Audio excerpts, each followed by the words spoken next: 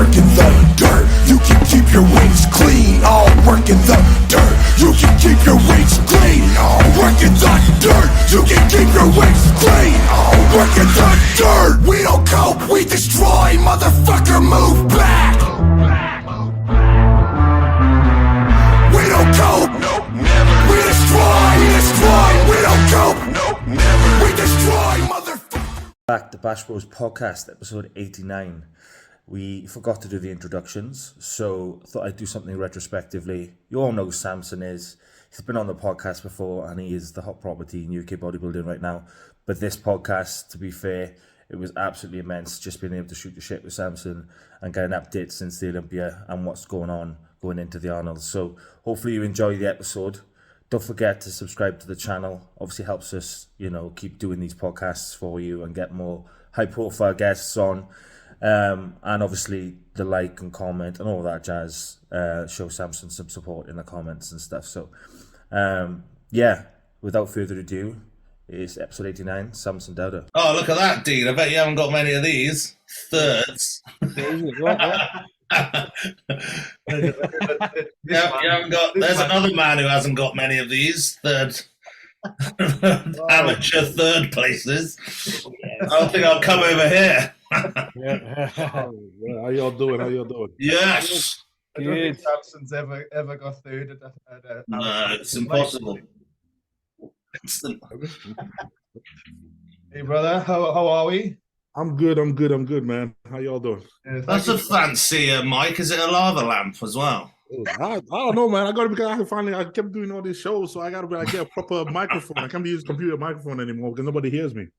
Actually, you don't see a lava lamp anymore. No, you don't. No, you don't. I missed the lava lamp. Maybe it's because I was doing the sort of substances that really make that makes them interesting. Yeah, making them really interesting lava lamps.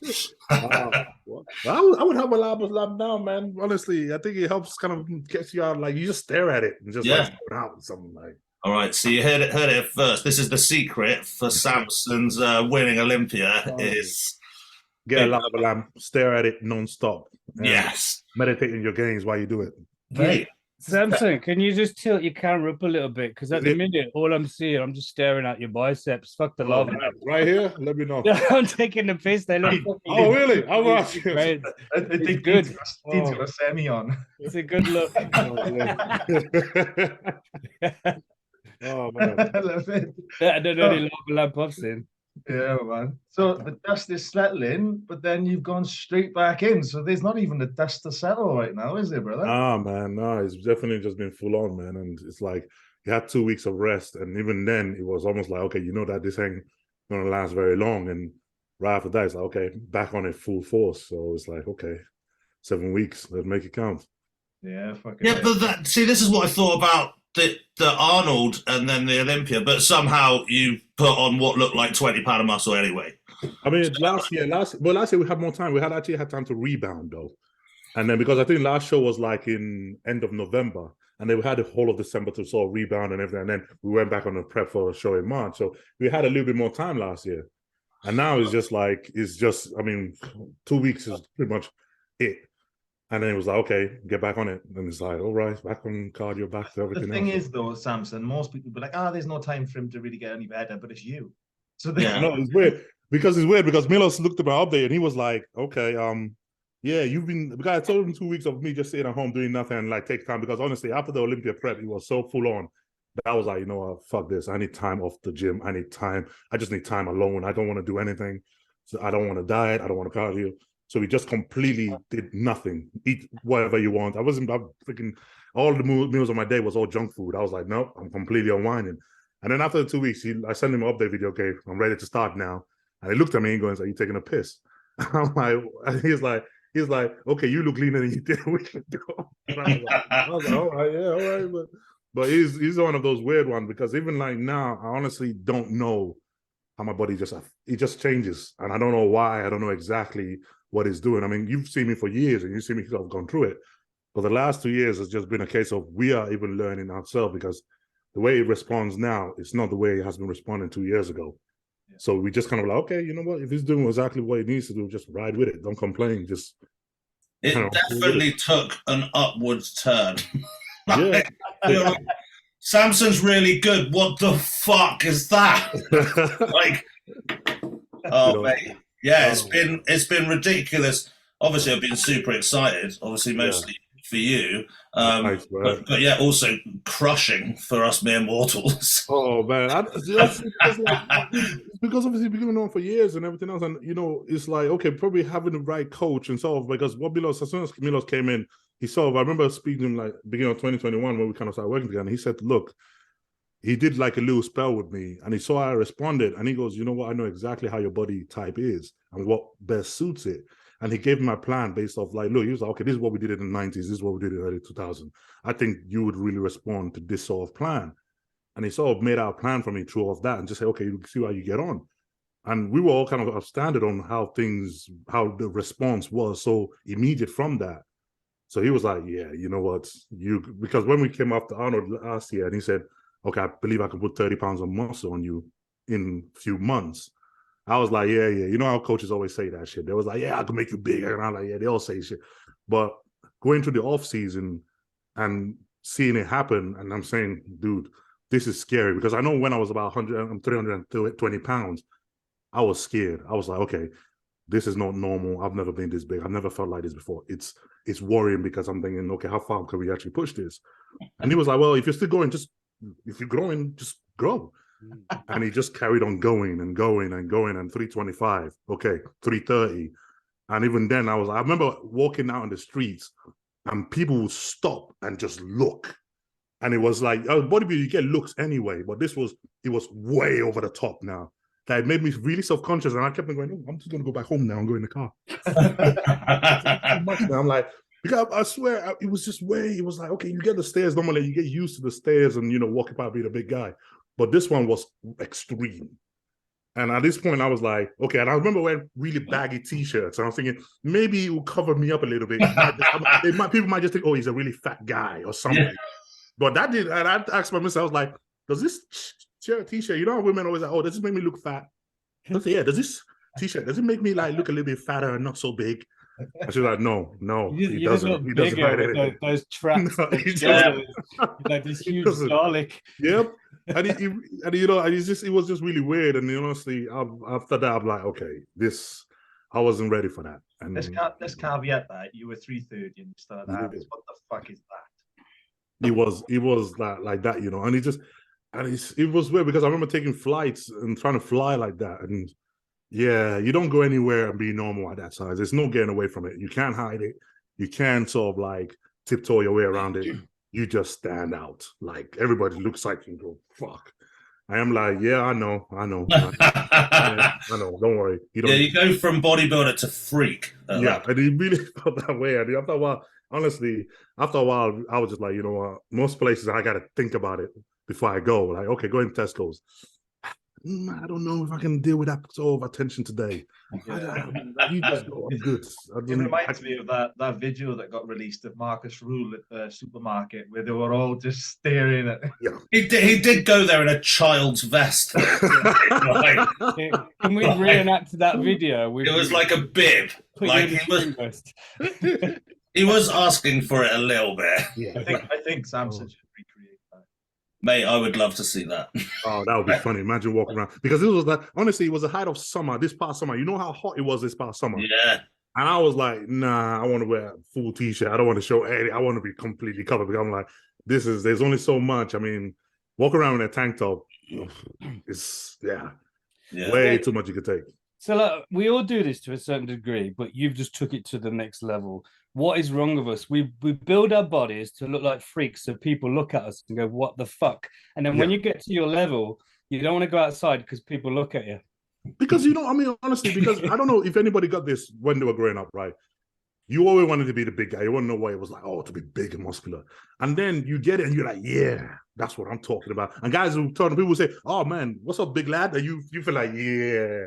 And then it gets to a point where you're like, yeah, okay, and it's getting too much now. And it's like, okay, you're getting the looks everywhere you go. And you don't pass that's a big guy to what the fuck? And then, and then you're like, okay, I've had enough attention now. I'm good. You can calm. It's good now. Okay, you can calm down. And he just carries on getting more and more. And it gets to the point where you really just feel like, I just want to be normal for a bit. Instead of the happy faces, wow, you get that woman in the back of Marcus Rules video going, what the fuck? Staring at you like, what is it? Yep.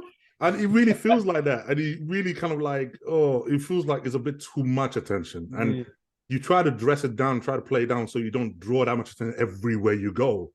But you can't hide it. And he's like, fuck. And you always get the comments and the stuff everywhere. And it's only so far before that becomes irritating. You know, it's like, yeah, I know it's not normal. Yeah, I'm big. Yeah, I get it. But you just want to go up and buy your freaking groceries and goes home and not care. Yeah. But it does take his toll. It's coming from other bodybuilders and coming from people appreciate it different when it comes from Joe Bloggs, who's just literally, you can tell they're judging you for it as well. Yeah, and this is it. And because you know that, it's not that, the thing is, I get it. Because if I was them looking at me walk through, I get it. I would stare as well. I'll be like, holy shit, what the fuck? And I'll grab my mic and go, what the fuck is that? You know, and I get it. And so you can never be mad at them for that, because obviously you don't look normal. Yeah, it's not a tumor, like you did do it to yourself. Yeah, exactly. So you get the stares and everything else. But I think just you internally, when you're not so used to, because bodybuilders, it's a weird thing, because for me, it's one thing getting attention on stage because that's what you're there for. But in your normal day-to-day, you always want to be that introvert, that guy that just, look, I go to the gym, I train, this is what I do, is my job, that's it. When you get that attention everywhere you go, you don't really crave it. You kind of like... Well, most bodybuilders are introverts, really. That's why we choose gym, so we could be on our own. Yeah, and this is it, because you love that. You love that, okay, I'm in the gym, put your hoodie down, you go hard at it, you break your body down, you go home. In normal social circumstances, we're not the guys that dress up to go to the clubs, with a tight top on and like walk around. No, those ain't bodybuilders. Those are just guys that want to show off and be thinking. Bodybuilders, we're more the other way around. We do this for our own reasons, and we don't want to be the center of attention everywhere we go, even though you can't help to have that. But it's not something you crave anymore after you get to a certain point. You just there is a tipping point. I mean, I'm nowhere near as big as you, but yeah, there is a tipping point. When you first you walk around a bit like, yep. Make yourself look bigger. And now I'm pretty sure like I've got a back problem from trying to make myself look smaller. But I remember when I was teaching, I remember wearing the really baggy stuff, being like, yeah, I'll just look like I'm fat, like jolly fat. Yeah. You think you could get away with just that, and just maybe someone won't notice so much. Yeah, but then it's when the t-shirt, it's the traps, I think. The traps, I think they're away. Like, yeah, we see your arms underneath that t-shirt. Don't worry about it. We know. But it is funny. Do you find the attention in the UK is a lot more pessimistic and shitty compared to other countries? I was going to say that. Like, people feel like they feel the need to be able to tell you what they think of you. Yeah, it is such an English compulsion, isn't it? This guy needs to know my opinion on what I must tell him. I was getting ready for a show once, and about 2 weeks out, ripped up, and I never go anywhere in the rest in the UK. But this day was boiling hot, like last summer. I just trained. I went for a little bit of cardio around the lake, and I was walking around like that. Everyone's staring. You got veins hanging out everywhere. Oh man! I got to the point. There was these two really fat women, young girls, sat on the floor stuffing McDonald's. And they looked at me and they didn't even try to hide it. She just went, why would you want to look like that? And I had to bite my tongue. She's there stuffing McDonald's with his crab hanging out everywhere. And I bit my tongue. I was like, time to go home before I fucking make a scene. I should have drowned her in the lake, stupid bitch. I think if I'd have chucked her in, the water would have jumped out. She was that fat. But that's the problem with the UK. I see that a lot when you go places like the East and stuff like that. They kind of worship you and look up to you. Yep, true. Well done, you're fucking amazing. You're an athlete, rather than putting you down. You're full of stuff. Even like when you're in the States, like I remember, like when you're flying from here and you get to the States, and you're like, and they're like, man, whoa, good job, man. And they're like, they high five you, and they're feeling like, wow, man, dude, you go to the gym, you look good, man. And they feel very excited about it. And you kind of like. And you smile and go, thank you. I appreciate that. But in the UK, you have that sort of like, that look. Yeah. And that sort of point where you think, I know. Do you find, though, because you're from the UK, you're such a pessimist, you're like, Are they too positive? Are they taking the piss? Yeah. It is a bit much though. Like I found it hard, like going to the grocery store, like have a great day, and I was like, well, what if I don't want to have a great day? What if I have a shit day? Did you not know we don't have great days? Yeah, we don't have great. We have okay. We rarely have a great day. We have a great We day. don't have one at the supermarket. That's not. Oh, shit. Well, Samson doesn't anyway. No. There was another story. I walked through town once, and there was this looked like a junkie. He just held out steroids. So straight away, I just held back heroin. He was like, "You what?" I said, "I thought we was just chucking out each other." So that's what. Oh, that's awesome. You gotta play with them, innit? Because you just get pissed off. Oh, Right, dear. before we go down that rabbit hole, let's talk about the first thing, and that's the Olympia. So, first and foremost, we had you in our predictions as 5th, and that's exactly where you should have been. Wow. So I think we were accurate. You wrongfully got placed outside the top 5 into that 6th spot, but that we all know why that happened. So give us a Yeah, that was a play for that call out. What was going through? Man, oh mate, honestly, look, I mean, Ben Cho and Hunter, they both saw me backstage before the pre-judging and what we were like when we were all pumping up, and man, I was falling apart. I was in pieces and everything else, because honestly, people don't understand, like the run up to Olympia and run up to every other pro show and every show like that, you get the tension, you get the pressure, and you get that idea to perform. But this Olympias particularly, it was insane. The amount of pressure, the amount of noise, you couldn't block it out. Because most shows, you get a lot of noise on social media and that stuff, and you could normally switch it off, just turn off your phone and just block it out and focus on the job. This one, it was everywhere. I switch on my TV, it's on YouTube. I switch on, and there was always talks, and you kind of like, okay, yeah, I get it. Okay, I'm getting it. And you already have a lot higher pressure for yourself anyway, but this one's over. Then when you fly out to Vegas, man, that week leading up to the show, the pressure and everything else was insane. It was everything that was about Olympia was everywhere. So it was just full on. And then by the time you finally worked up to the point where you get backstage, you're almost like just a powder keg ready to explode. So I remember standing out backstage, and obviously before that, honestly, I picked up when we had our numbers and our numbers given out to us over the athletes meeting. Obviously, 29, second to the last guy. Who am I standing next to? Oh yeah, Mr. Olympia, Big Ramy.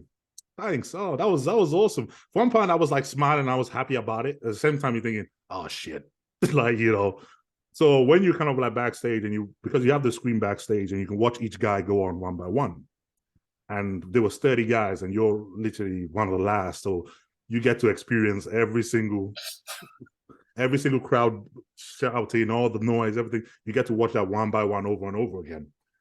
And the whole time you could feel that tension just, with each person, oh shit, my turn, I'm coming, he's coming. Oh, they're halfway through, oh crap. And you could feel that build up. And I remember standing there watching the screen, and at one point I'm just like, God damn, okay, I just want to get this over and done with, And then I think Ben saw me, and he came up to me and he was like, Sam, you know what? Relax. You got this. Relax. And I sort of had to take a breath at that moment and go, okay, cool. But walking out on that stage when they call your number and this is the Olympia, it doesn't get any higher. Honestly, it feels remarkable. There's nothing like it. Like, I've done shows everywhere, and trust me, walking out on that Olympia stage is exactly how we assume it must feel when you watch it. It feels insane. You walk out, them light hits you, you see the crowd, you see the audience, and it's just vast. And it feels like, holy crap, yeah, this is the Olympia. Yeah, I get it now. And you walk out to that and you try not to shit yourself. You're like, okay, remember what you planned, remember what you said you were going to do when you get on stage. You go through, we went through like the mandatories by yourself, and you walk back out, and your nerves, everything is shaking, and you feel like, oh crap, okay, I think, and when you come back, you never think about what you did well. You start thinking about all the things you fucked up. Oh, why did I do that pose? Oh shit, did I do that right? And you kind of start breaking yourself down there, and then they start bringing all us, 5 by 5 in the groups. And at this point, we go obviously our 5, and I'm standing right there, and Big Ram is right behind me, and you're feeling, okay, you know what you said, man. this time you cannot back down, regardless of who it is. You know, you said you're going to step up and you're going to put, show your worth. Don't back down. And at this point, people are like, oh, you're big, but I didn't have a clue how much I could stand next to him. And I just thought, you know what? But don't back down no matter what. So when we walked out and we did we got in line, if you notice, I didn't even bother, even though we went in the middle, I didn't bother worry about the other 4 guys or 3 guys on the other side. I went straight to stand as close to him as I possibly can to go to the mandatory. I'm like, yeah, hold your own. Come on, man, bring it. Just fight right now, fight. And we did that. And we walked back out. And at that point, you weren't even sure if you were doing well. You can't see yourself on screen. So you didn't even know. You just thought, I know I'd give it my all. And I walked back in and I was like, okay, let's just hope that was enough. And then we all come out, and we were the last group to come out, and all the other guys were all queued up. And when you're walking out, when the other guys are waiting on stage, you got 30 of the best guys in the world. And trust me, that's a sight to behold when you're walking out. You walk out, you see them all standing there, all looking jacked, ripped to the bone. And you just think, holy shit, I'm a bit out of my depth here. And at that point, I remember standing there, I'm about to do the call out. So I'm thinking, you know what? Yeah, I don't mind. I would settle for second call out. Don't worry. Yeah, I'll take that. And that's okay. I can see them leveled out here. And they go through the call outs and they call in, Hardy and freaking, I can't remember who they called. They called all the guys. And then I hear my name being called. And honestly, at that specific moment, you think, holy shit, I cannot believe this. And you stand there, you got this big smile on your face, and everything that's going through your mind is like, oh shit, oh shit, oh shit, oh shit, I can't believe this, is this really happening? And you stand there and you go into then Steve is doing the call outs, and you just think in your mind, okay, do your job, stop it, just think, do your job. Don't think about anything else, just do your job right now. This is the moment. And you go through all the poses, and that whole time I'm thinking, okay, if they're gonna, normally when they do the first call out, they almost leave a few guys there and they send the rest back. And then Steve, okay, guys, thank you. You can all go back now. And I'm like, oh crap, are you see? He's like, oh my God. And he's like that excitement of, oh, I'm genuinely in that second call out. And then we go back out and I get like dapped down and get ready to wait to come back in again. And they go through all the guys. And at this point, I'm backstage and Nick is coming up to me going, oh man, Sam, you did it. And Brandon saying, well done, man. I knew you could do it. And we're celebrating backstage, like completely over the moon. And I'm thinking, oh my God. And it feels that good. It really does. And we standing there ready to go back on. And then they did a call out this again. And Steve then called me and then did a second call out with me and the other guys. At this point, I'm thinking, nah, I'm fighting. I don't want to leave that first call out spot. I'm going to fight till there's nothing left. And we did a call out. I think it was me, Hunter, William Bonac, Andrew Jack. Can't remember who else was in there. And we went through that call out. And then they said, Samson, stay, all the guys go back out. And at this point, I'm thinking, man, okay, is that good or is that bad? I don't know. And I hear Hardy, Nick, Brandon, and I was like, freaking fuck yeah, that's what we work for. And at that moment, it felt like this show, it couldn't get any better for me at that spot. And at that point, I was like, you know what, regardless of what happened from here, that's it. My job is done. That's a win for me. Did you exhale at that point? You were like, yeah, it was like a bit, and it was like, wow. And it felt like at that point, the confidence starts to grow. That smile, okay, now I'm just having fun. I don't care. It's done. I'm having fun. That point was the point where it's like, okay, regardless of what happens now, regardless of what's happening tomorrow night in the finals, it doesn't matter. Right here at this moment, you've done every single thing you possibly can, and you proved it on this stage. That's it. Just have fun now, and it really felt amazing. Because that's such an amazing insight and what wonderfully told as well. I had goosebumps. Yeah, but what the thing is you were there doing it and thinking like that. Mate, I was fuming. I was shouting at the TV because I was like, move fucking Rami out to see what he's in the, so you were like, yeah. And I was like, definitely, yeah, fuck Rami out to go and see whether he's second call out. So, you stood next to Rami and the mass didn't matter. It didn't fucking matter. You looked as big because you looked as muscular because he was, it just didn't matter. I was because gobsmacked. because what happens is you guys can see it from the outside looking in. Yeah, of course. Yeah, it's easy for me to say. But because I can't see it, I don't know what's happening. All I can see is the guys, that the stage and the judges, and you sort of have a peek of the guys on your left and right, but you can't see, okay, how am I stacking up to them? Am I big enough? Am I spread out? You can't see any of that. So it's until you finally leave and then someone pulls out the video and shows you, okay, this is what happened. Then you go, oh shit, I didn't see it. I was just happy because all the best thing you got was basically the call out based on where they're putting you or where they're calling you. That kind of gives you an indication, okay, I think I'm doing well. Even at your size, Samson, you still don't realize how big you are then. Oh no, you never do. I mean, until that point where I saw the video of me standing next to Rami, that was the only first point where I actually thought. Because honestly, let me tell you this: when we were pumping up backstage before we went to prejudging, we had a longer stay than what we expected because the show went on longer than what we expected. No big deal. Shows always runs longer than you think. We always prepare for that. So I had 2 meals with me. I had the meals and everything else. When we got up and they said, okay, guys, 20 minutes, start getting ready. I got up and I was getting a pump when we were trying to get pumped up. And I was thinking, oh shit, I can't get a pump. And I'm thinking, okay, this is a problem here. I literally depleted too much. I can't get a pump. So I remember taking my phone out and I messaged my missus going, I think we have a problem. I'm not getting a pump. And she was like, okay, down a bottle of water, just relax, get it, just do what you can. She goes, look, remember, most people can't tell when you're flat, when you're actually flat. You're just so round, they can't normally tell. I was like, yo, okay, she has a point. At the same time, Milos was messaging her going, I'm worried, this show has been taking too long. I think Samson might get flat. So she's like, I'm not telling Milos that you're messaging me telling me that you feel flat. And at this point, she's the main point that she's the only one that keeps her head in that situation. All of us, we're losing our shit. So I'm backstage and I'm standing by the mirror and I'm pumping up and I'm looking around. And you know when you're backstage, you look around, you can see all these guys.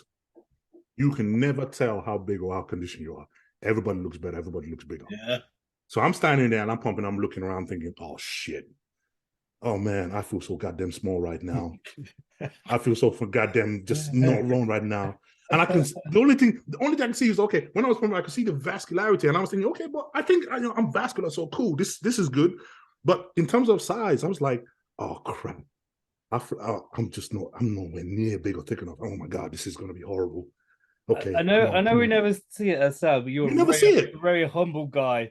Are you after this Olympia show? Are you starting to see a little bit and believe in now? yourself? It was literally until that video they showed of me standing next to Rami. I never knew genuinely because remember we didn't even check my weight before the show. So not even when you went to the supermarket and everyone was gasping. You always because the thing is, there's a difference. There's a difference between ordinary people saying, "Oh, you're big," than when bodybuilders see you as big.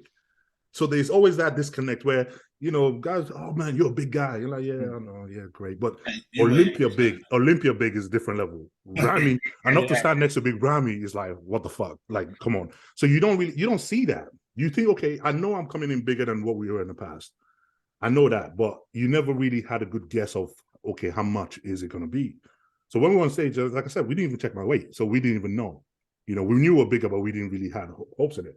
It was literally until that moment where we walked out Big Ramy and everyone was like, holy shit, dude. Did you just know what you just did? You just stood next to Big Ramy and you held him size for size. Well, I've seen a picture of you circulating around. It was a few weeks before the Olympia. And you stood to the side, doing a side pose. And the depth of your quad to your hamstring was unreal. And I was, oh my God. It was one of those mind-blowing pictures. And I just thought, what the fuck has he done to get that big? In that time.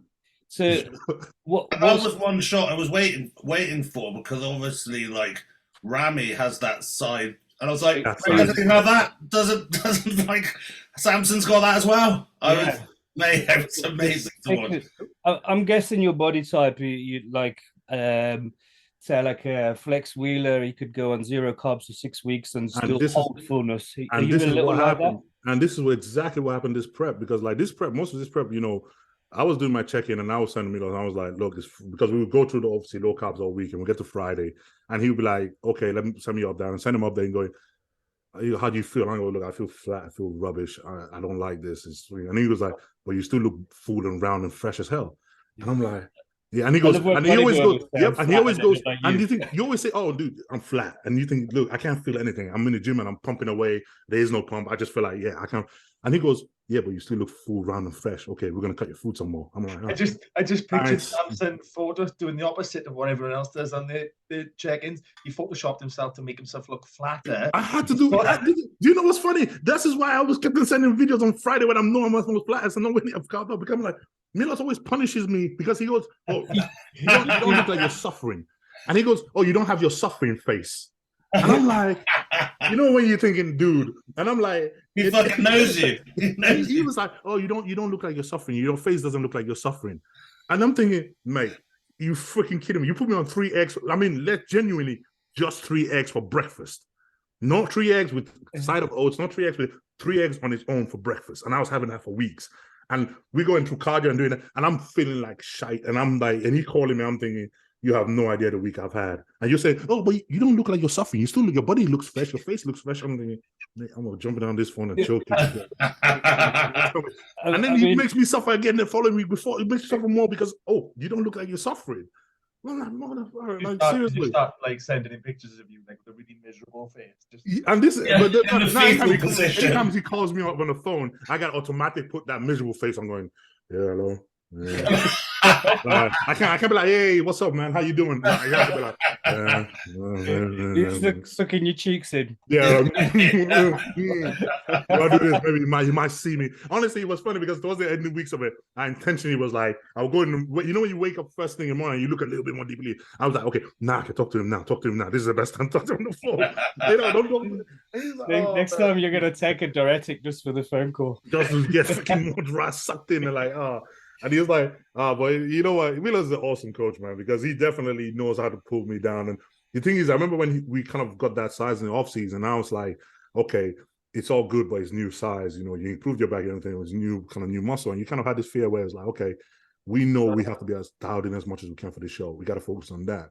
And it was almost like, but you can't think, but you know, you're going to lose a bit of that size you just put on and everything else. And I sort of kind of, said it to Milos, and he goes, trust me, you won't lose it. And I was like, yeah, but, he goes, you won't lose it. Trust me, you're going to keep most of it.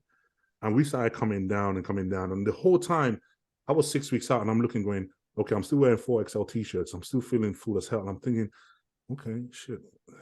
And you start feeling worried because you're thinking, but does that mean I'm not getting lean enough? And when you can feel that fullness and aroundness, and you're thinking, I shouldn't be feeling like this right now. I should be thinking.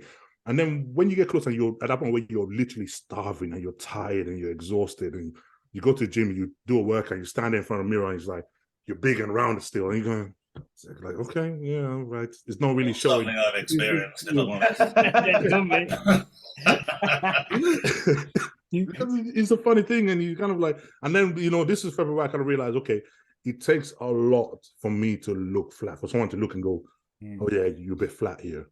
And we can't, the trademarks where you kind of have like with the shoulders and the chest and the arms where you look, we can't use that anymore as my waypoint of flatness. We just can't, because it's like those parts, they never ever suck down enough to break. Oh, he looks a bit flat there. And then what we started noticing though, we have to find a different waypoint where we're like, okay, if the separation in your quads ain't deep enough, that's when we can tell, oh, you're just a bit flat there, compared to days where we're full and it looks like someone's dug their nails in and dug it out. And we go, okay, that's the calling point. So if you look at the Olympia, compared to the check-in we even did that morning, the day before, we were a lot fuller and a lot better than we did on the Olympia stage. And we looked at it, and even now we looked and going, freaking hell, why didn't your quads look like the way they did the morning or the day before, the week before the show? It just looked like you were kind of more faded. They weren't that deep at that point. But people would sort of look, and they would say, yeah, that's because we knew the show ran too long, and we were flat at the time we got on stage. It was a very late show, wasn't it? Yeah, and and we were flat at that point, but because it was so big and so round and so full, most people probably wouldn't be able to pick that. And then it's like, okay, it's a timing thing. Because even like the Saturday night, we were a lot sharper and a lot better on the Saturday night than we actually were on the pre-judging, So it's kind of those things where we kind of, okay, it is what it is, but we got to learn from these things and okay, right, how do we actually kind of maintain and be able to bring that in case of those situations actually arise again? Well, that's what you get by getting to know your coach. Them getting to know, because everyone's tells are different. Yeah. You know, and especially for someone like you, like no one's got tells like that. No. Like let's be honest. So you've got nothing else to go on. It's just if there's a little bit of separation, like that's your tell. You only get that by how deep is the hole in my quad? Yeah. How big? Just take a tape measure inside your quad. How deep does it go? Oh, but yeah, but then I suppose it works like you kind of think, okay, look at the advantage of it. You know, I mean, it's an advantage for some people, but it's freaking disadvantage. It means that you can starve me and go, I don't need to worry about you getting flat because you don't get flat. I just keep pulling you and pulling you and pulling you. I'm like, yeah, mate, I'm a bit fucking hungry here and I'm fucking tired and I'm exhausted. And I'm like, I remember like we were 7 weeks out and he had already pulled me down so much and I was starving. I didn't even have enough energy at that time to finish a workout at a certain point. And I literally had to call him that week and go, look, honestly, by Thursday, I'm hanging. I can't even do a finish arm work. I'm like, look, this isn't great. And then he had to give me a slight refeed on the Wednesday just so I can follow up the week.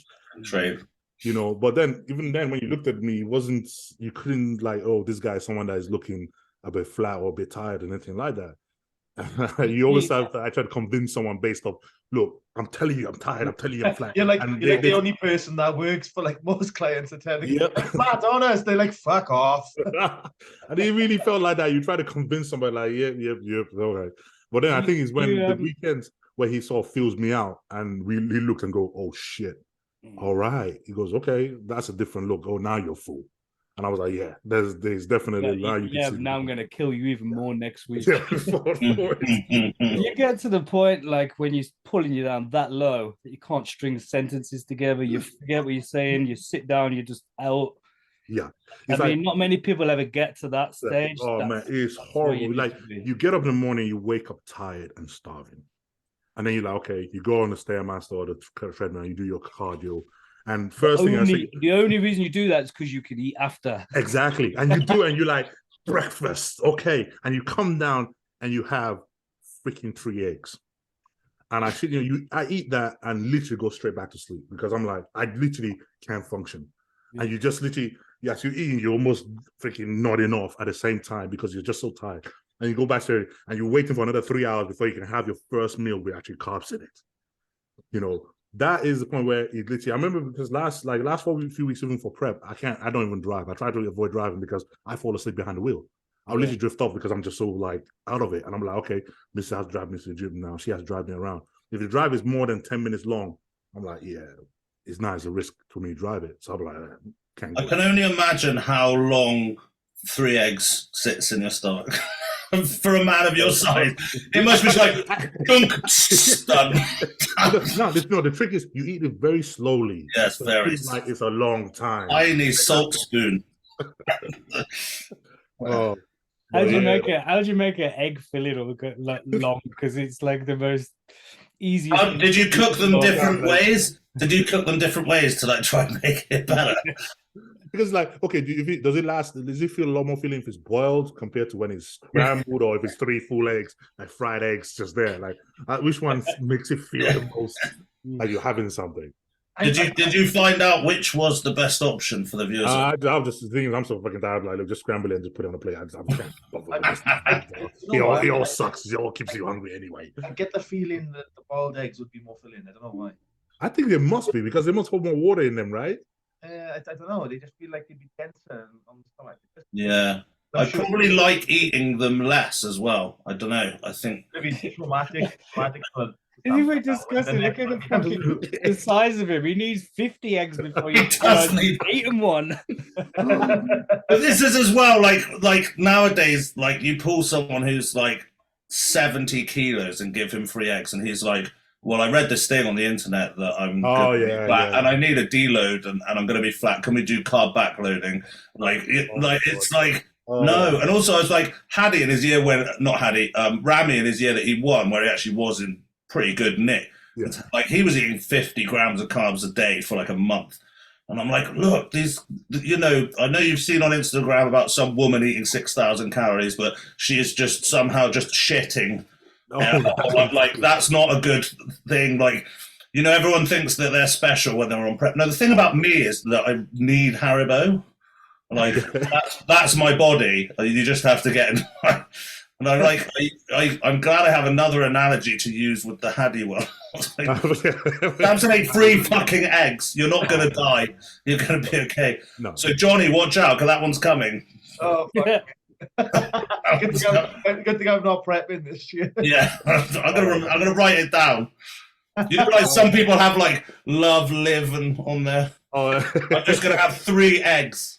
I reckon it's gonna be a trigger for Samson. You know when the next one comes through from? It comes changes his diet. He's put it back to 3 eggs. Oh man! Flashbacks. You know when he said like you could just have 3 eggs? Did you go hunting for ostrich eggs? Oh yeah. I genuinely thought he was taking a piss.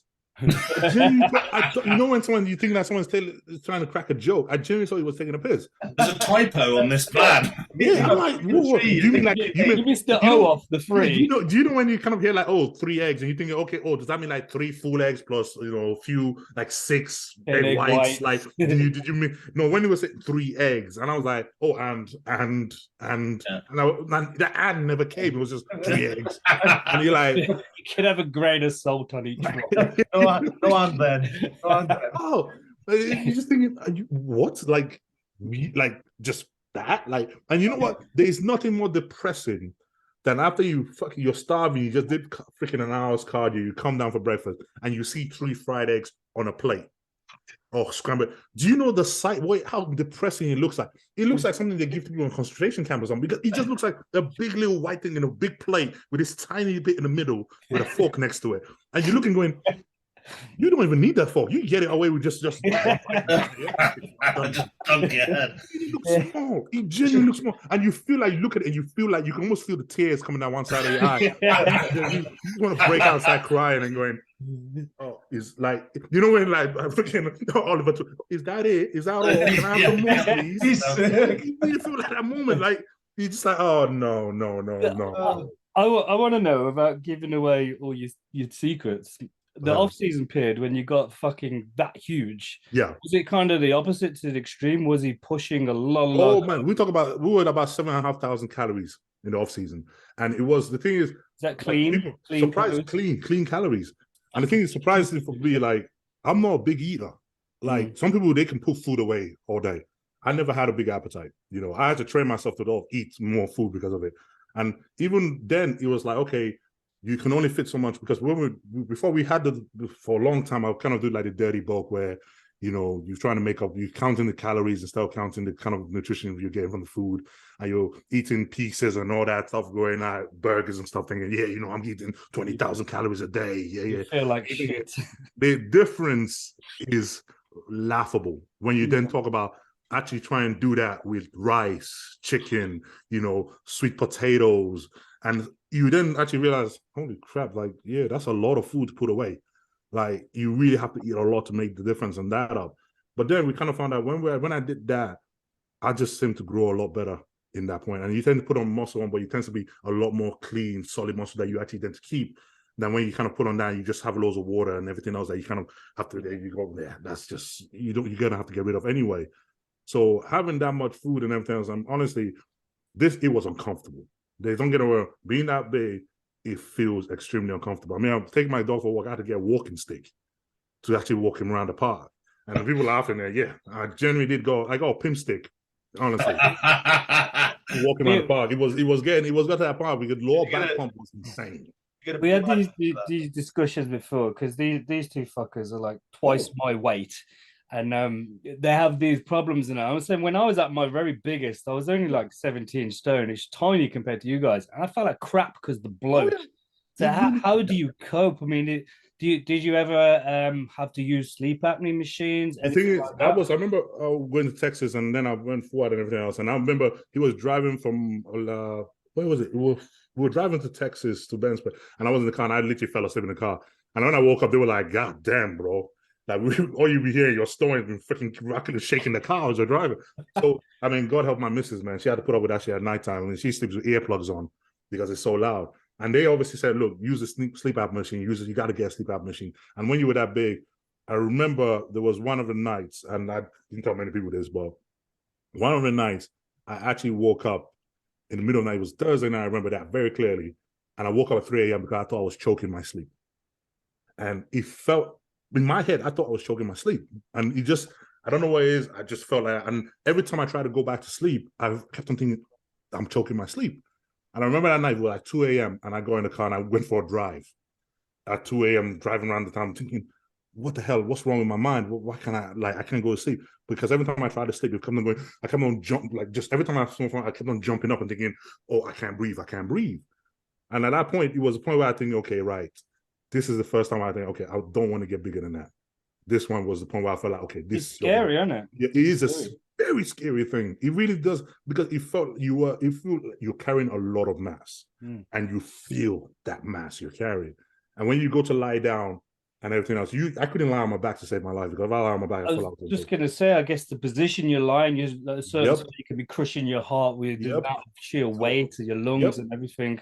And that's it. So I could only sleep on my right side. That was it. I could literally only sleep on that side. And it really did take a lot of getting used to. And we probably at towards the end of it that he actually kind of like, okay, I'm sort of stabilizing and sort of getting used to the idea of, okay, how it feels and the way it feels I walk around like that.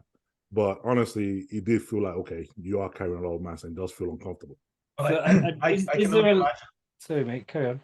Now, I've heard Dan, right? And he said how Dan doesn't die every time he falls asleep, I don't know.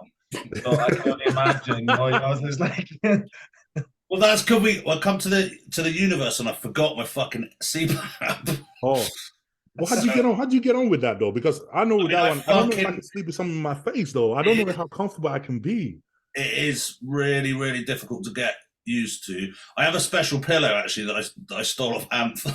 That's a very solid one, so I can be on my side and still keep the mask. Yeah. But if you have like a fluffy one, it kind of brushes it off. Kind of brushes it off, and it kind of this one's kind of solid. But yeah, I hate wearing it, so I avoid wearing it. But once I get to like 290, it's a problem. And I think people's thresholds for like when it becomes a problem. I was getting like 3-4 hours, and then I went and had a panel, and I was waking up like nearly 50 times an hour. Oh, yeah. So like I was like in bed for like, I've got to stay in bed, have a lie in, stay in bed for 9 hours and get like 4 hours sleep and feel worse than. So yeah, it does help. Yeah, that one, because I have a few people recommended me that at the time, and I was like, okay, you know what? Yeah, it's probably something I want to look into.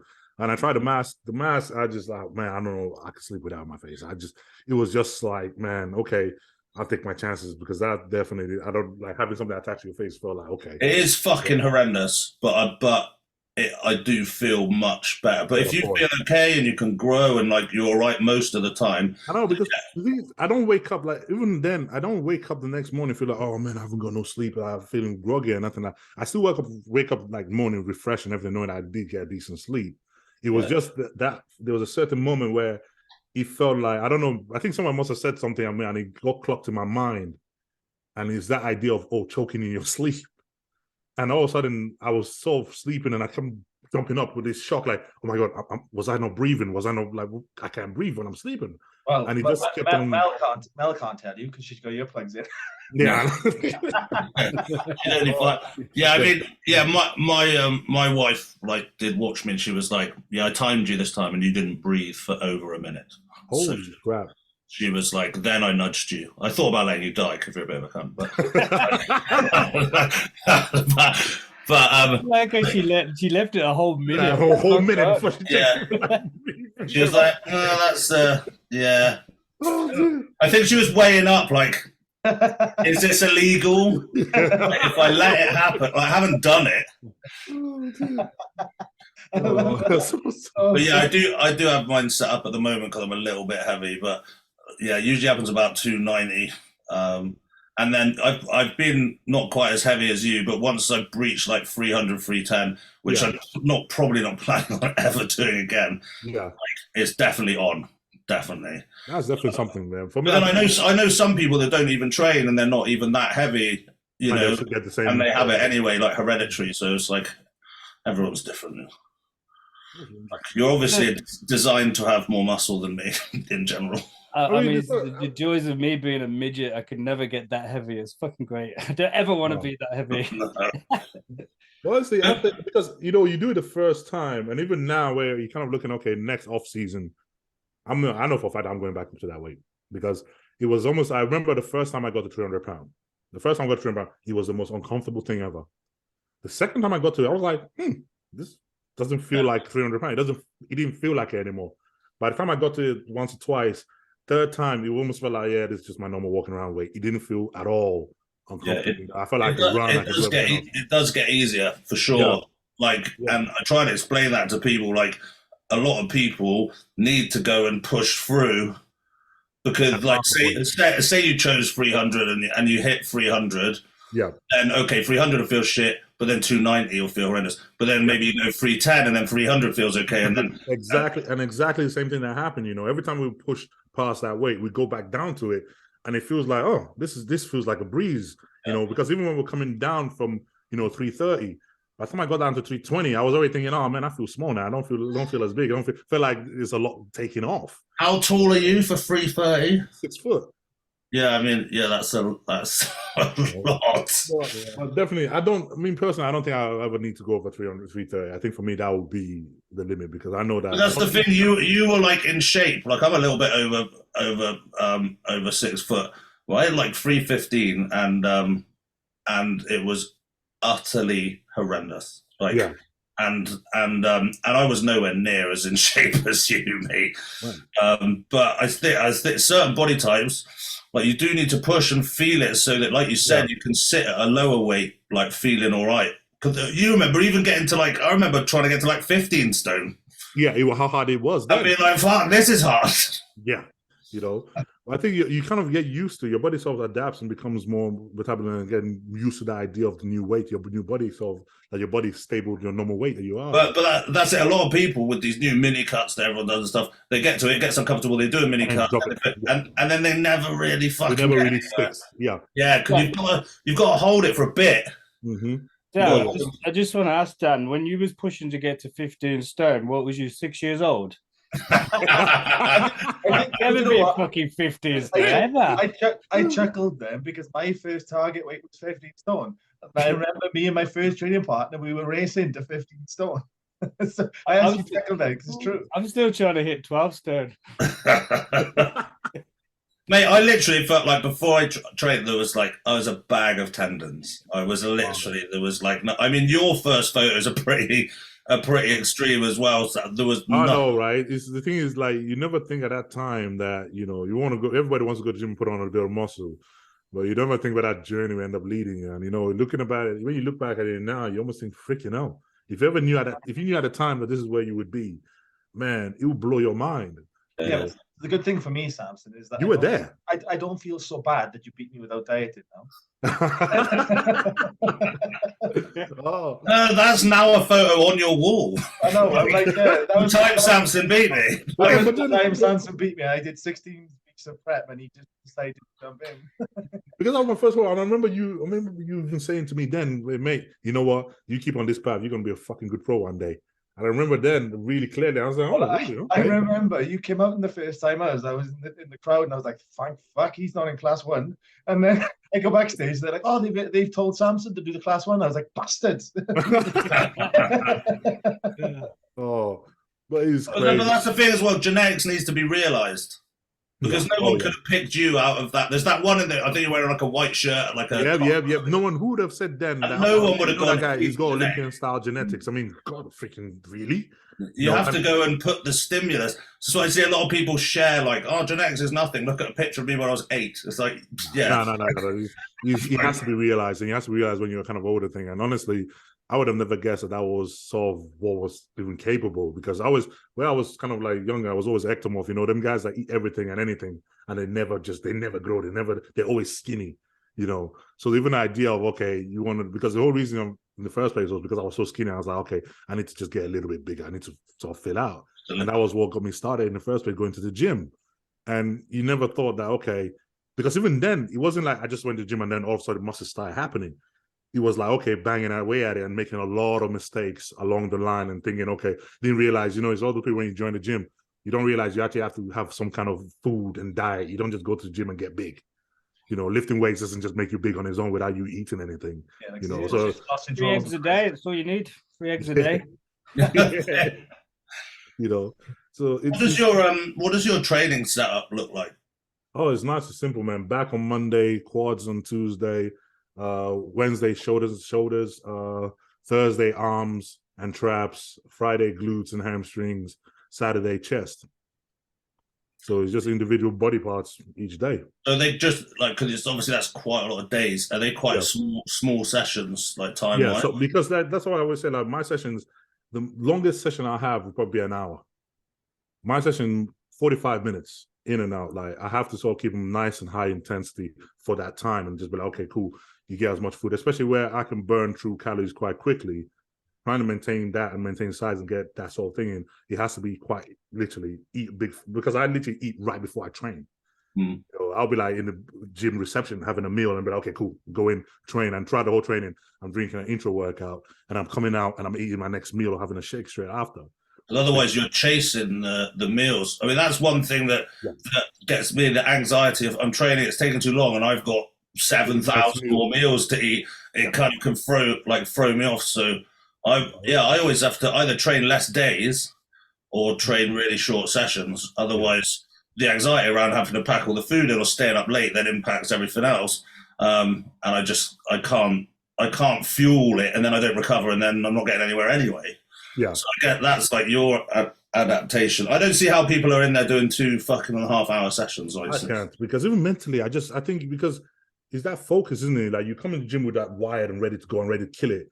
And then half an hour in, if you haven't done by then, it feels like the session is just dragging on too long. And your mental state starts to just kind of like, it's to stay in that sharp, like, come on, let's go mindset for that long. It's kind of like, oh, okay, now you're kind of drifting off a bit. I just think past a certain point, it's like, are those the exercises where you're growing? Are they really, that's what's making the difference? And I mean, maybe for some people, but for me, I've never found that the case. No. My theory is they're just not training hard enough.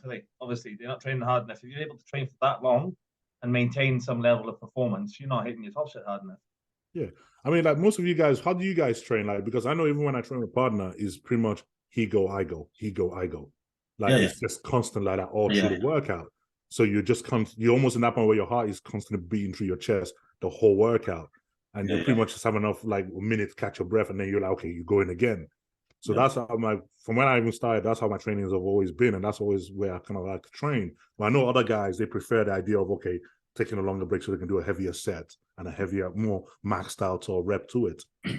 As long as I'm not like gassing, but then I think you build that fitness anyway. Yeah. So like that's what, when people come and do a session, it's usually the pace that kills them. Yeah. Because they haven't got the fitness to like, and obviously I'm not a pinnacle of fitness, but you can build that if you're used to it. So I don't need 5 minutes before a set to be ready. Yeah. Like if someone's gone and done their set, I'm pretty much there. Why did you do is I do my top set on the one thing. As soon as I caught my breath, I'll start warming on the other, and then I'll probably take a couple of minutes before my active. But I'm still moving because I want to get the warm ups done so I can go and go and get in. But I'm totally with you. Once it gets like past an hour, I'm like kind of done. Like just your mind. I don't know, for some reason you can feel that level of intensity starts to slip a bit after it's gone past an hour, and you kind of like, okay, you're trying to finish off, sort of thing. I know that's what it's like for me, because like after I'm like, and then I feel like you're doing it for the sake of it, and then I'm not invested in it, and then I'm not doing it really, am I? So I may as well just fuck off and eat 3 eggs. I know for me, by that point, I'm probably pulling my shit out. I'm completely knackered and out of energy at that point anyway. Did your training, does it all the way through prep exactly the same? Oh, yeah. You know, we might change a workout here or there or something like that, but that same intensity we keep through the whole prep. And especially in prep time, we even if anything, we up the intensity for that, so we kind of have that fat burning effect as well with it. But it's pretty much. You need that signaling, don't you? Your body, if you signal it like you're going to need this to survive, because your body has no fucking idea that you're just lifting weights like to do a show. You need to signal your body, keep this shit because we're going to need it. Because it's the same thing like with the weights you lift, like I try to keep that same amount of weights I was lifting in the off season all through to literally as close to the last week of prep as much as I can. You know, even if I'm not getting the same amount of reps out of it, I try to make sure at least if I can still max out one set on that heavy weight. So because it's almost the whole idea of you lifted that amount of weight to build the muscle in the first place, and now in prep you got to still keep that level of weight to keep it. If you start bringing it down, the amount of muscle you build from lifting that heavy starts to go with it. I do manage that until about a month out, and then I pretty much turn to shit. If I'm completely honest. The thing is, Samson doesn't work at like the higher percentage capacity weight-wise, does he? But like Samson, I've seen him on the odd occasion pick up like ridiculous numbers like they're nothing, but on a day-to-day, his intensity is what carries. Well, from what I can see, that is very true. You're absolutely spot on, because that's the same thing. Like, it's not like you won't see me like bench pressing 70-kilo dumbbells for just 3 reps or 5 reps or anything like that. If I'm not getting straight out 10 to 12 reps out of it, I'm like, is there a point in me lifting it? You know, I'll always rather go down to where I know I'm going to get clean at least 10 reps out of it before I'm actually maxing out for the last 3. Yeah. Well, the theory of doing that, I think, is serving your physique well as well, because obviously you've got no injuries, you've got nice tight waist, you're not blowing everything out like a lot of us, like Dan as well. You know, regular people like us, when we're trying to chase adding tissue, you do make, you know, it's a sacrifice. You sacrifice one thing for another. In your case, you've been able to add that tissue without sacrificing any of that. Well, also, like, you're still making progress, and you're the same age as me, right? 38. 36. Are you 36? Sorry, my I'm older. Imagine if Samson started earlier. Fuck me. I know. So, but see, I just said, like, that's the thing. It doesn't seem to matter that the sort of gains you're making in your mid 30s. They're not. They're going up. Yeah. It's like increasing. You know, where usually you'd see a down regulation. I know, because it's like up regulating somehow. That's funny, because obviously after this prep, where I was speaking to Chris Jones, and Chris, I've known me for years. I've always trained with Chris. Dean, you know Chris. Yeah, I know Chris. Yeah. He get great condition, didn't he? Oh yeah, you know. He's a crazy motherfucker. He's a crazy motherfucker. He fucking loves it. The hardest working man I know, man. And regardless, he's falling apart, but he still goes at it 100% every single session. I actually had to stop training legs with him, because I was like, man, dude, you keep this up, man, you ain't gonna have no legs left, because he has horrendously injured them lots. Yep, and he won't stop. He won't lift any lighter. He won't lift any. He still keep the same intensity. I'm like, dude, man, like you retired now. You can chill. No, Chris, like, let's go. Come on, I'll show you how to do it. Let's go. You know. So he has that craziness. But yeah, because life from when I first started going to the gym, Chris was the first guy I knew that was a bodybuilder. He's the first one I spoke to. And since then to now, as we started, so when I first started bodybuilding, he was even saying to me after this Olympia, he goes, mate, I've known you for when you started bodybuilding in 2014 until now. Every single year without fail, you've put on a minimum of 10 pounds every single year. He goes, even at the point where you hit a point, and I'm like, okay, surely he's not going to put any more now. You still put in 10 pounds at least on every year. And he's going, man, you know, it's the craziest thing he's seen. And he's saying, look, I bet you anything, you probably have a myostatin deficiency or something, because he goes, this at this point is just kind of ridiculous. We know the only other person who managed that consistently is Ronnie Coleman. The only other person that managed that year after year after year after year was Ronnie. That is just crazy. I mean, the thing is, I'm dying to see where the limit is. I'm dying to see, okay, yeah, where if like, okay, I didn't put on any much this year. I didn't put on much this year, and see if he actually will hit that. Because I want to know. Because I mean, come on, man. If you think about it, how can you not be curious to know? Okay, what is the upper limit of it? You probably put 10 pound on between the fucking Olympia and the Arnolds, knowing you. You fucking did. You 100% did. This next Arnold. This one probably. The other time, I don't know what it ended up in stage weight. Actually, neither do you. Yeah. I was like, mate, I would have lost like 10 pounds of muscle, because you didn't really have a you must have put. It looked like 20 pounds. It doesn't even matter what it was. It was 270 at the end of 2021. And then we did the Arnold beginning of last year, and we were 280. And we're kind of looking and going, like, okay, we had a rebound and back on stage again. And I was like, all right, shit, that's a bit intriguing, you know.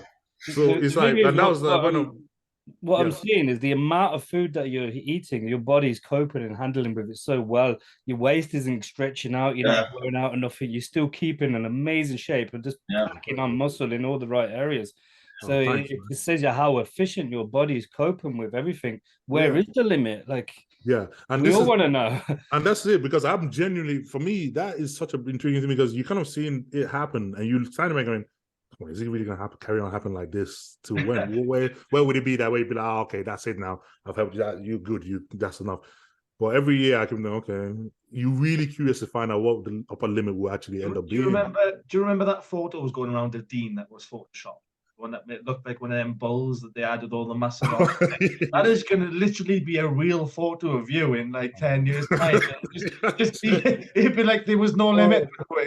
Oh man, because I mean, I mean, come on, man, you got to be curious and want to know what would that be like. Another 2 years, if you carry on like this, what will end up being the look? If you're looking at 2 years, we're getting pretty close to like not seen before, like uncharted level. Like someone at that, like if we're talking, I mean, you're saying you're not going to push the weight above 330, but it might end up feeling so good that you end up there anyway. This is what's curious because is the thing, because every time when I got to 300, I said I wasn't going to push over 300. Yeah. Then I got 310 and I said I wasn't going to push over 310. And then blew past that, I went all the way to 330. And I'm like, okay, shit. I'm going to push past 330. and then another 2 years from now, I'll be like, oh, okay. I'm going to push past 400. I think the limit might be to how much food you can actually eat. You can actually eat and keep basis. Yeah. Like I heard of, I mean, my biggest was pushing 4,500 clean, and I struggled to eat that. To eat, I'd weigh 9 stone if I did that. I would weigh 9 stone. No fucking word of a lie. Crazy amount of food. 7,000 is crazy. Then I heard of people like Greg Kovacs eating 10 to 12,000 a day. Like, how do you even physically do that? He was eating some shit, like it was. Well, yeah, but he's preparing one meal while he's finishing one off. It's just constant. But then as well, like you said about Samson, like because I push like food like that, but I am getting taxed for it. I am paying for it in my late years. I'm only 2 years on top of Samson, but my body does not like it. I'm not nutrient partitioning like Samson, and my midsection is taking a fucking hit year on year doing that. And yours isn't. The way you must be digesting and partitioning and the lack of inflammation in that area means that you really do still have like a flawless limit of just, well, actually the limit is just what can I put in? What can your body handle in terms of food and put down and everything? Yeah.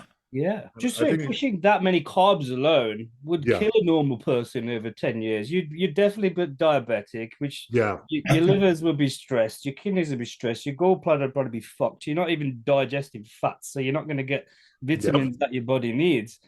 Like, how do you physically cope with that amount over long periods of time? So when you're saying I wish I would have started younger, I think it's a good thing. It's because you started later, Because honestly, I do. Because even now, because that's why honestly, I kind of a lot of people kind of say, "Oh, well, don't you feel that you have so many years left and whatever?" And I'm like, "Yeah, but you do that side body at 29. I started quite late. Your training age is nothing. Yeah, so you kind of like looking at going like, I know that obviously everybody ages out at some point, but if anything, it doesn't feel like that. Dexter Jackson didn't. I mean, Dexter Jackson's fucking phenomenal. He's a fucking genetic wonder, isn't he? I'm like, shit, if I can get half of that, at least get to 45 or something, I'm like, yeah, thanks, man. I'd put fucking money on it. I'd put money on it. But it's that because even like digestion or anything, like nothing suffers in the off season, nothing suffers in prep. Like there's never been a time where I'm like Mrs. always, she pisses off because she gets that and I don't. He's like, you eat anything, and it's like, oh, thanks, okay, what's next? And your stomach doesn't flinch from it, regardless of what food you eat. And it's like, okay, even when you're kind of down in prep, when you're up in off season, eating so much food, at no point where you ever kind of feel like, oh, I'm stuffed on my belly, I got some kind of stomach issue, I can't digest anything. And you don't use any digestive enzymes, you don't use anything like that. It just naturally happens. Well, I think you will, like Dan said, you're going to keep going because obviously you need to eat crazy amounts of food to keep in the way it's on. Yeah. But you get to the point now, you're already there and you want to even continue to put more on. That once you've got that mass, which you already have, you don't need to eat half the amount of food to maintain that mass. Yeah, and then you can just concentrate on shape, condition every year, and this still continue to get better without actually getting bigger. So, and this is it, and this is why I think like this year. That's why I said like, as much as I don't want to push past that weight limit because I want to now say, okay, right, even going to 330 every off season is how much tighter can you be each time you hit that weight? How much more refined can you be? Because at that point, you don't need to go past that anymore. Yeah. You already got enough muscle and everything there. Now it's okay. Can you build on more density and refine that look? I don't know, man. If your portion stays there, your waist stays as it is, why wouldn't you keep adding it? Why not? Why not be that guy that sets the bar? Do you know what I mean? It's only when you start to suffer another and there's trade-offs Yeah. Because then you start to have to go, right, okay, I'll focus on set. But if it's still going to keep going in that direction, keep riding the fucking waves, you know what I mean? I agree. Keep pushing bigger until it hurts your look. Yeah, you say, okay, right, this year, his waist is a bit thicker this year. Ooh, yeah. Okay, then you can revert back to it.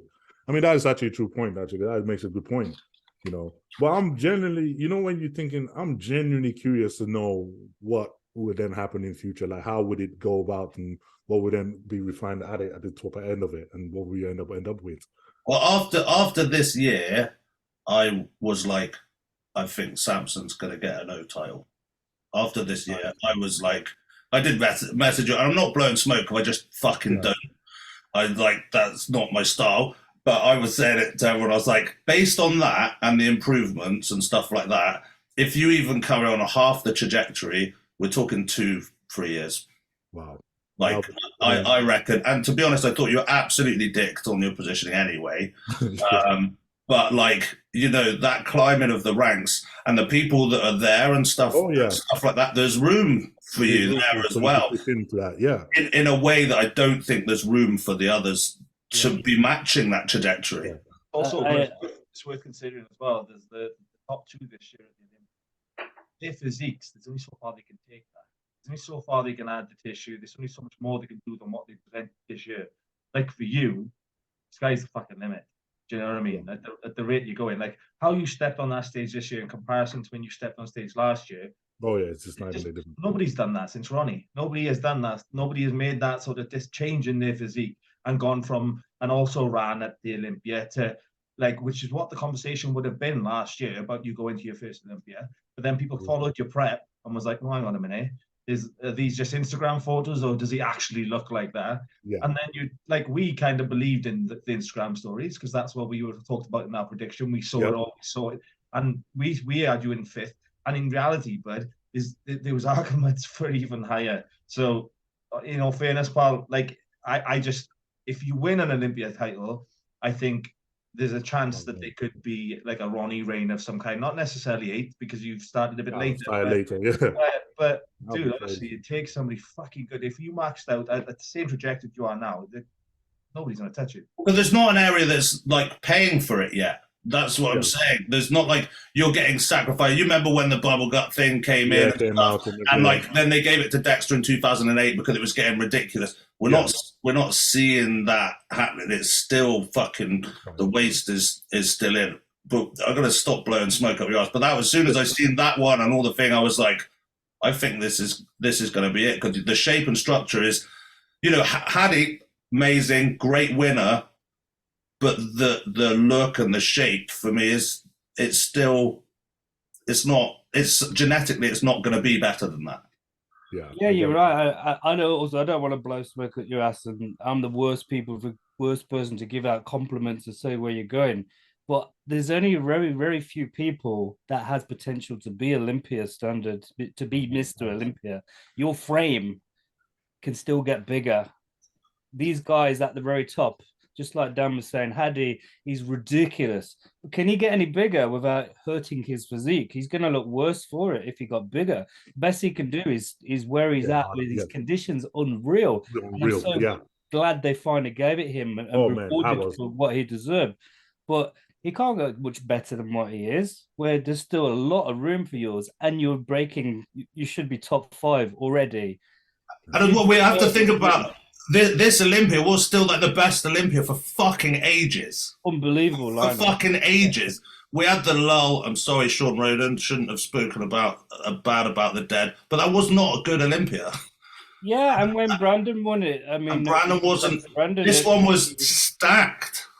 So the conditioning was better on all around. I know people are now still bitching about it and shit like that, but it took a huge acceleration this year, and it was fucking buzzing. Obviously, someone's going to say something shit and share a picture of Dorian's back, which is the most cut back since time began.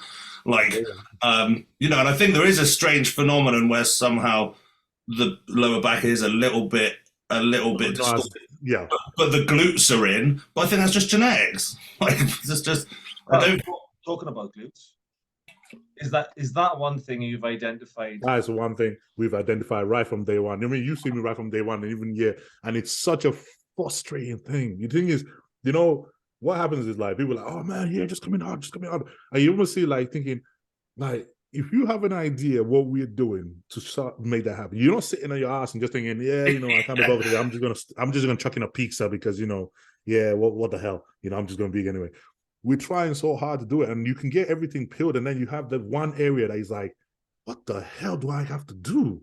Like, I'm doing all the bikini girl glutes training. You remind me just like Flex Wheeler. I was talking to him, and he was the same. He said, you've just got to bring the best look you possibly can. And it's not a ripped glute competition. It's a bodybuilding show. Milos told me that. He kept telling me, he goes, look, you have one of the freakiest hamstrings that you can see. You go, instead of like, because he made me teach me how to switch some of my poses and going, look, instead of like squeezing your glutes on this one, forget about the glutes, pop the hamstrings, because that you can looks, see that from a mile away. You know what I mean? And he sort of gave my mind to like, look, I know that on social media, oh, if you only had striated glutes, oh, if you only had striated glutes. And he goes, he's giving me every training technique and everything we can possibly think of to try to sort of get them sort of like that. And it just hasn't happened yet. And he's almost like, okay, you're dwelling on that one part. And he goes, look, move away from that, okay? Your physique, you can say like, with everything that is in you, they can only pick out minute faults at this point. So he goes, look, focus on your strengths. Don't try to be, because it's almost the same thing where you kind of like, okay, how much more can you suck down to get them out? And what would it cost you? What would you cost you on the other end if you actually try to finally get them? Then you end up looking stringy or looking like, oh no, as impressive on stage. So I had that point where you gotta be like, the same problem as that. I couldn't get my glutes out, and when I did, I sacrificed so much muscle, and my upper body, my chest went to nothing. So I thought about this so much. Yeah, I've thought if I ever went to proper high pro level, I'd probably look into liposuction on my ass. Yeah, honestly, and I'm being serious. You always get that sort of thing because it's like you turn to the back and the first thing is like, oh, glutes are in. Okay, and then almost like they describe everything else, and you kind of think, okay, that this is the one part that you trying to like you're burning yourself to try to get, and you're burning yourself to try to have, and say, okay, right, just get him in. Everything else changes. Everything else progresses. Everything else is like, okay, on point. But then you have this one area that is like, it doesn't get as hard as the rest. And you think, but it is fashion now. The glute is it is the fashionable thing to have massive striated glutes. But as well, use Dorian as the example. He never really had striated glutes either. And I bet it wasn't for trying, because there was no fucking fat there. It just didn't look like that. Striated, and this is it. Pure genetic, isn't it? You look at Flex Lewis, you get peeled, but even if he was half peeled, he's still got the glutes through. Yeah, nobody's touching his glute to hamstring tie, and it was ridiculous. Never. I mean, he had striations and cross striations on them. Yeah. Like you think, holy shit, what is that? He didn't train his glutes to get that. That's what he's got. He just lost the fat and he came off there. He came out there, and it's. Well, I mean, you kind of understand the frustration with it because you kind of like, okay, it's one of the things that almost like you get judged on conditioning based off that. It doesn't matter how ripped or how vascular everywhere else. It's like, oh, the glutes ain't. It's almost like, well, he just needs to be a little bit tighter. And you're like, okay, back to the drawing board again. It could be worse. You could be just getting judged by your face, like Milos looks. Yeah, like, we're going to cut your 3 eggs down. The cheekbones ain't quite in depth here. Let's just let's put on it. I still think that even if it's not like the fat, like the type of muscle that your glute is made of, everyone has different like type of muscles. Some of them just it just doesn't. I said this before. Look at David Henry's back. Every muscle is striated. You don't have that. Crazy. It's just your muscle is the shape and striations it is in it. You can't change that. You can make it bigger, you can make it smaller, you can put emphasis on areas. You cannot change what you've got. Mm-hmm. And he did the right thing to like not chase something at the detriment of the look of everything else. Like it's a bodybuilding competition. Because it's almost like one thing where you can be like, okay, right, you know what? Even though you make everything else so much better, so good that if that's the one knock they're gonna have, then let it be the one knock that you'd be like, okay, I'll put my hands up. Well, that is it, but I'm gonna make sure that everything that I can possibly change, and doesn't mean I'm gonna stop trying to change that as well and trying to make it better, but I'll make everything else so good that you have to be like, well, take that aside, well, he's still killing every other pose. Well, some people, that's the thing, is from the back as well, you've got everything else from the back. Yeah. You're not throwing the shot away. Like some people have to throw a whole shot away. You know the guys, they hit the side Yep. tricep. The motherfuckers are stepping out of it as fast as they get fucking turned to the side, like to the front straight away. Like, you're not throwing the shot away. It's a tiny, minute detail, and that's also what I had a bit of a gripe about the back thing. It's like everything, and now we're worried about this one tiny little area where everything is, and it's like people are saying, like, you don't think the best in the world has tried. Like, and people on Instagram are like, have you tried doing a glute bridge? Have you tried doing that? Have you tried? Have you tried lifting? And you're like, if you have any, because even like you had the same thing where like people were like, oh, you know what? When you hit your bicep, try to turn your hands a bit so you can pick out your peak a little bit more. And you're thinking, I wonder. You know, I pause every single morning, every day for the last how many years? I wonder. I've never really thought about that one. You know, turning the hand. Like, come on, like, you know you've died on 3 eggs a day. And someone says, "Why don't you just do this?" Oh my god, it's almost like the most. You really have to bite your tongue at that point, and you're thinking, okay. I've never seen it at the Olympia. The guy goes, "Yeah, give me the mic." He goes, "I just want to say thanks to Dave Clarky Cats from Instagram because without him, I wouldn't have rotated my hands. And, I owe this Olympia to him." Oh, it's such a, you know, it's so funny. You don't try to be mean or nothing like that, but you try to tell me, look, you do this for a living every single day. It's my fucking life. Anything you could probably have thought of. Oh, maybe he needs to. Believe me. He has 3-4 people around his corner plus himself that have done this for years. Believe me, they would have already thought about it already. They would have done it. You know, so just mindfully think, Did you think a liposuction on your ass? Honestly, oh man, dude, maybe you end up going to Brazil and go, you know, when you guys put a fat in it, is there a way of like yanking it out instead? Just have celery put in. Yeah, celery. It was like a new thing, weren't it? Striated butt implants. Freaking! It's coming. It's definitely coming. I wouldn't surprise me that, and I'm freaking coming going, hey, ooh, that looks a bit. Why are they, Samson? That's complete tech implants. I remember as well when you remember Ernie Taylor. He had triceps that looked like they'd like Popeye, like tumors. They were like, these are not. And then I remember he was on, and Dorian was commentating that year, and someone was saying, "Oh, they say that the triceps are suspect," and Dorian just said, if he's using site enhancement, don't you think he would have put it in his calves as well? And it's like, yeah, if you're gonna I'll put it in my strongest area to make it look ridiculous. No, you wouldn't. Right, so swiftly moving on, because obviously we've been on for a bit. The Arnolds. So the Arnolds coming up. There's been a bit of controversy about people pulling out, people adding in. Yeah. What's the general takeaway? Honestly, I don't know. The thing is, okay, put it this way. My only thing was this, right? If you'd finished the Olympia and you were applied, because we had to apply for the Arnold way before the Olympia, like I think it was a month before, right? If you finish the Olympia and you know that, okay, I'm exhausted, I'm tired, I'm not going to do the Arnold. And if you didn't do that well as well, like you'd be like, yeah. I mean, the thing, but then think about it. How other way would they have done it? Like if they had finished Arnold list before the Olympia, everybody would have just been like ignored it and just like, Olympia. So they had to wait for get the Olympia out of the way, give that, and then we announced the list. But then we already applied before anyway, so they knew roughly the guys that were going to do it, or the guys that were going to pick from that point. But then, you know, for the athletes themselves, it's like, if you know, because I remember like after the Olympia, a lot of guys were tired, and I don't blame them because, come on, man, they've been competing all year, and it was exhausting. And then Olympia happening, just after the Olympia, honestly, I even felt like just going, oh God, that was hard. Okay, I just need a break, you know. So I can understand guys not wanting to do Arnold as well, because when the list came out, they were like, "Oh, only 8 guys, only 8 guys." I'm like, yeah, but look at all the guys on that whole lineup. How many of them have done more than 3 shows this year? Or have done 2 shows at least to get to Olympia? And you see guys like the guys that did. Okay, look at the Arnold UK, like Andrew Jack. What's his name? Johnson. Patrick, yeah. Patrick Johnson. Those guys competed in, and then they had to carry on prepping from that point all the way to Olympia, which was what, 15 weeks? And then you then do the Olympia, and then you then say, okay, right now there's another 12 weeks of prep till the Arnold. Now, his body can only take so much. And then you look at even guys that competed earlier in the beginning of the year, they've already prepped once then, and then they had to take a break, have the off season, and then prep again for the Olympia, and then now they're going to carry on prepping all the way to March.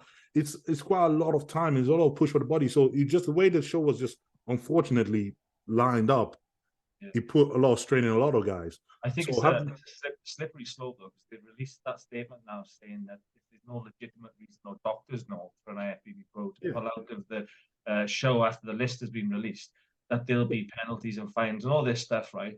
But that's a slippery slope, because ultimately people, you know, health is going to suffer. You know, for those people you've just mentioned there, they're going to push on for another 12 weeks. And if they're already feeling exhausted, but they don't have a medical reason for pulling out, you know, they've got to do. Yeah, but this is my thing. This is my thing. Arnold is an invitation show, right? And we all applied before the Olympia. Now, between the Olympia and the Arnold list being released, we had 4 weeks? In between. If you, by that point, you already know if you're not going to do the Arnold, right? There are loads of other guys. I'm sure that loads of guys have applied to do the Arnold from Europe and everywhere else. A lot of guys that want to do the show. Yeah. And you know the Arnold list is definitely for the prestigious only. They only pick out a few names.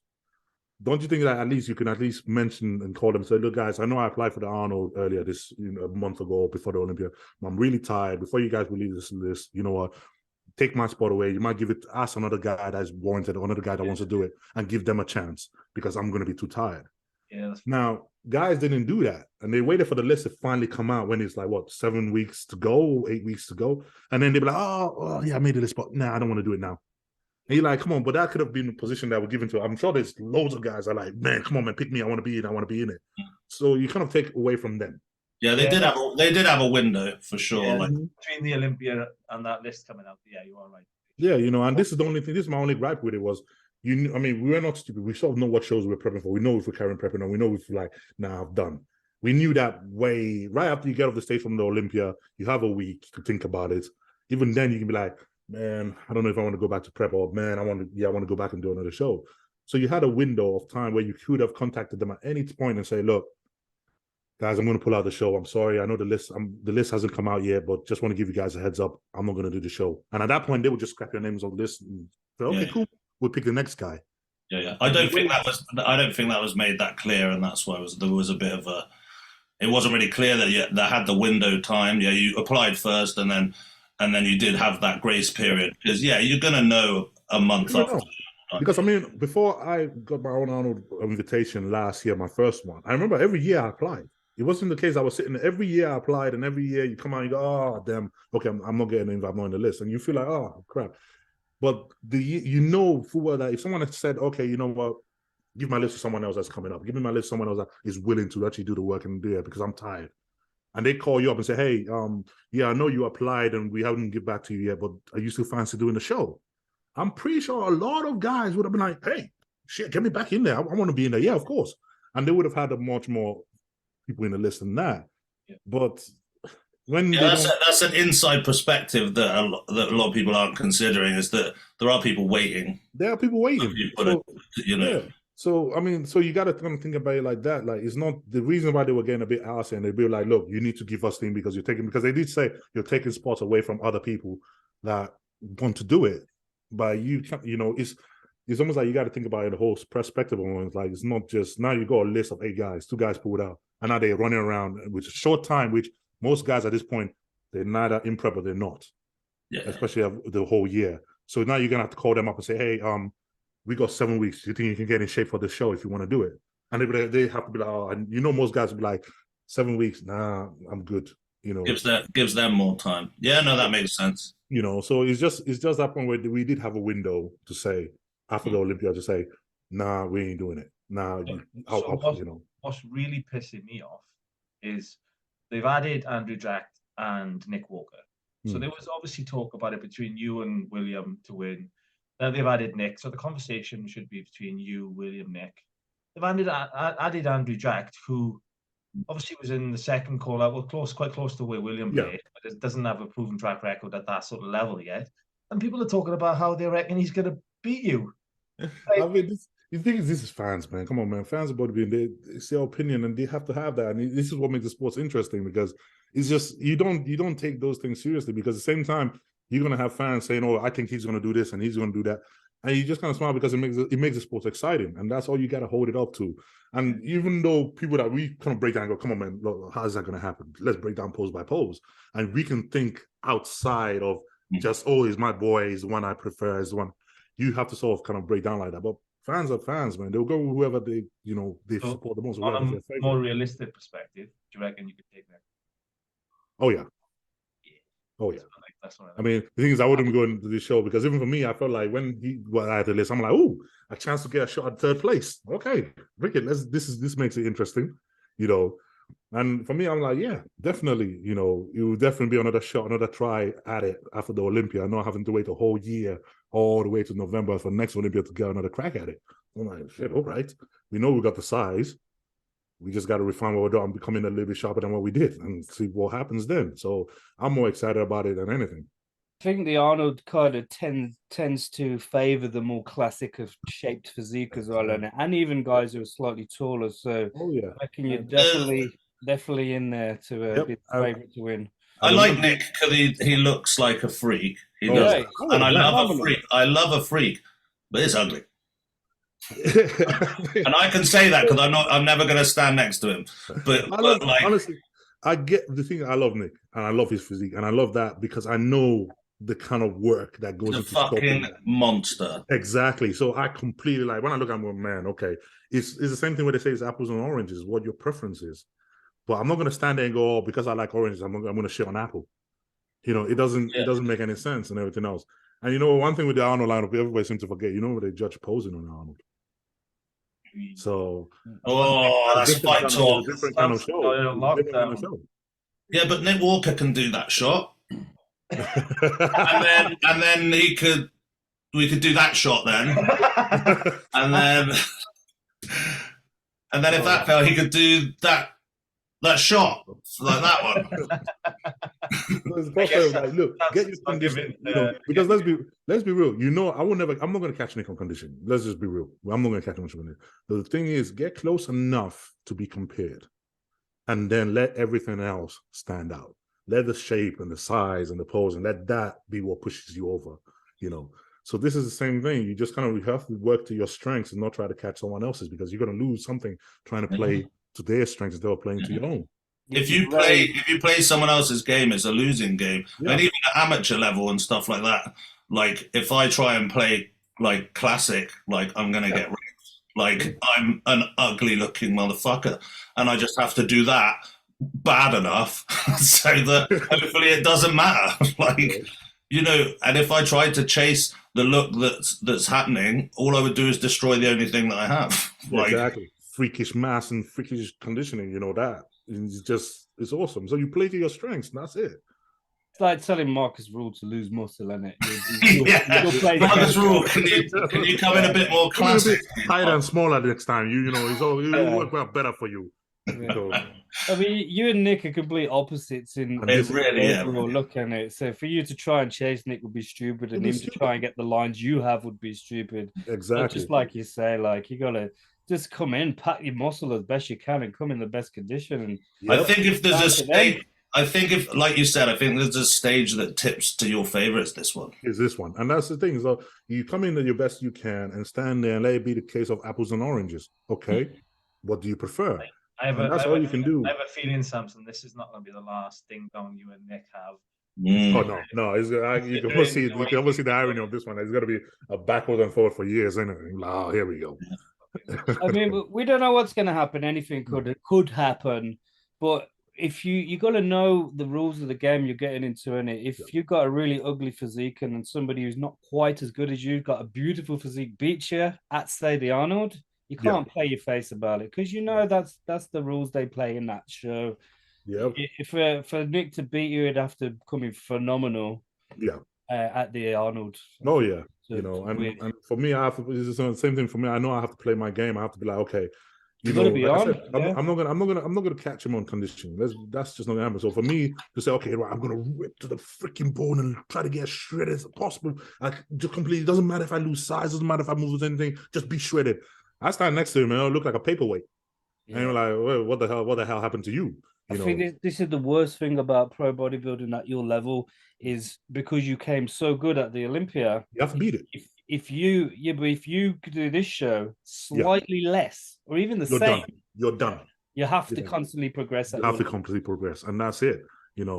And I mean, I suppose that's just kind of rules the game. You know that you have to be like, okay, better than your last show. You cannot be anything a little bit less than that. You always have to be better than your last show. And it's shit, even if you are the best guy on stage and you look a little less, sometimes you lose that spot, which is wrong. But we know that's what they do. That's how they play it. You know, well, true. Yeah, it's like they give you the disappointment thumbs down, isn't it? Like, yeah, okay, you were better, but we know that you could be better. So it's like a fucking. Yeah, but then I suppose this is what makes it the idea of, okay, now you have to now focus on just yourself. You're now beating your last self instead of worrying about the guy next to you. It's a case of, okay, right, how do I beat the guy I was last time? It brings you to kind of brings your focus in on, okay, I need to be better than I was at Olympia at all cost. Be better than you was at Olympia. Don't worry about anything else. Don't worry about who plays ahead of you. Don't worry about who plays behind you.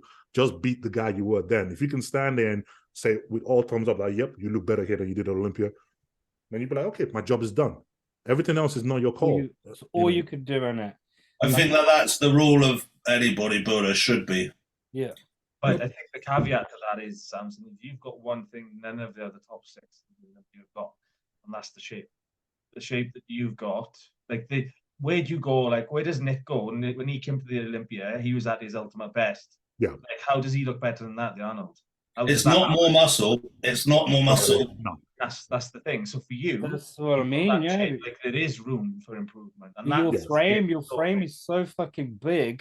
If you don't have that frame, there's only so much muscle you can put on it, isn't it? And that is very true. That is very true. The crazy amount of muscle you've got, you can still even put more onto your frame. And that's the crazy part about it. I mean, even like you kind of look at it in that sense, and you kind of like, okay, you know that at this point you have to chase your own self. You have to chase that to, okay, how much better can I get this physique to look?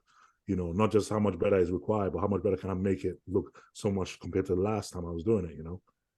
Yeah. Well, looking fucking forward to seeing what you can do. I think that's a good Springer's final thought. Yeah, I think so. Listen, that's what we've kept you for like almost 2 hours, pal. And I know you're probably chomping at the bit to get the next meal in. So really appreciate you jumping on. I know, obviously, we all know you from old, and obviously. And that's of course, that's why I didn't even hesitate when you said come on the podcast. I'm like, oh man, this is like old chat with friends, man, definitely. I remember watching Dean when we were doing the British for the first time. He already won it like 500 times before he UKBFF stage. I was like, God damn, okay. You know, you compete with you the first time. Back, you know, seeing you through the NABA days. I mean, shit. This is like, it's just, you can't sort of knock it, man. This is UK bodybuilding. This is UK bodybuilding at its finest. And, you know, we get together and it's just a chat on everything we have and everything we know and everything we've been through. And you got to love it.